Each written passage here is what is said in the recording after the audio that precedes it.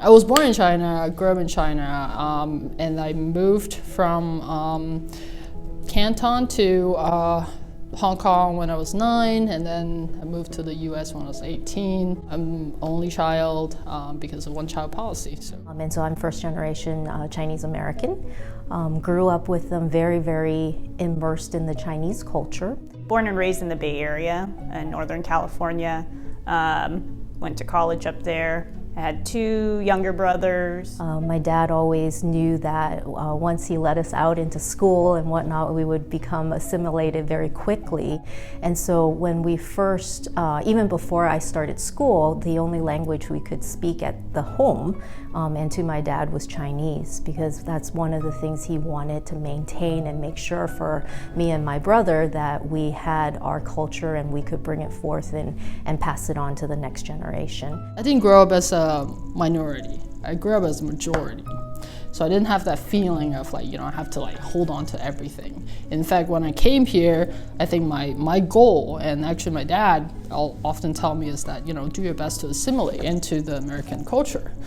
So I watch American TV, but there's still a little bit of nostalgic, sort of feeling that I get when I, watch Hong Kong TV or TV from China. And I think part of finding people in your culture, wherever you move to, for me, is to be able to maintain my communication, maintain my language, and maintain my culture. My family's really big on dim sum, which is kind of I guess a brunch, dinner type of just various assortments of foods. Usually, people associate with going to the restaurant and there's the carts and then you pick what food you want. But our family, usually as a whole big family, my extended family, my grandparents, uncles, cousins, we always every weekend or every other weekend would go out and get dim sum in the Bay Area when I was growing up.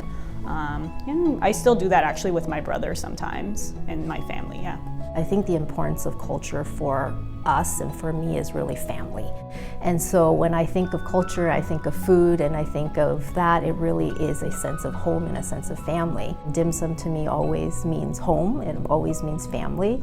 And even when I go home to visit my parents, the first thing I do when I walk in, my dad has all of the dim sum on the counter for me when I walk in, because he knows exactly what I like to eat. Moon Festival, so the moon cakes are also really important. No matter where I was, so I went to medical school in Boston, I spent a little bit of time in New York, and every moon festival, my dad would always ship a box of moon cakes to me, no matter where.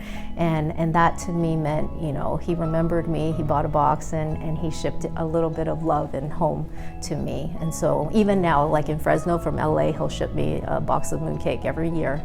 So Chinese New Year was always very important to us, because the day before Chinese New Year's is the day that all the family members, all of the younger ones go home to celebrate with mom and dad. I think it's important to have a diverse set of people, a diverse set of medical providers. One, because everyone has their own kind of personal story, their own background, where they can, understand people differently, approach each patient, in their own way.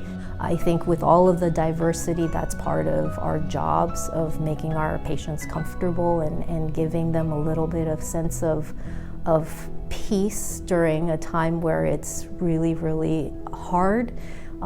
There's a lot of fear, there's a lot of uncertainty surrounding being in a hospital, talking to a doctor, and having that just a little sense of comfort and maybe something that brings a sense of home to them is really important. It gives me a moment to step back and really think about where I come from, where my parents come from, what we all bring to the table every day as an Asian American female in the medical profession, and proud of what we can contribute. And I'm looking forward to more contributions in that time.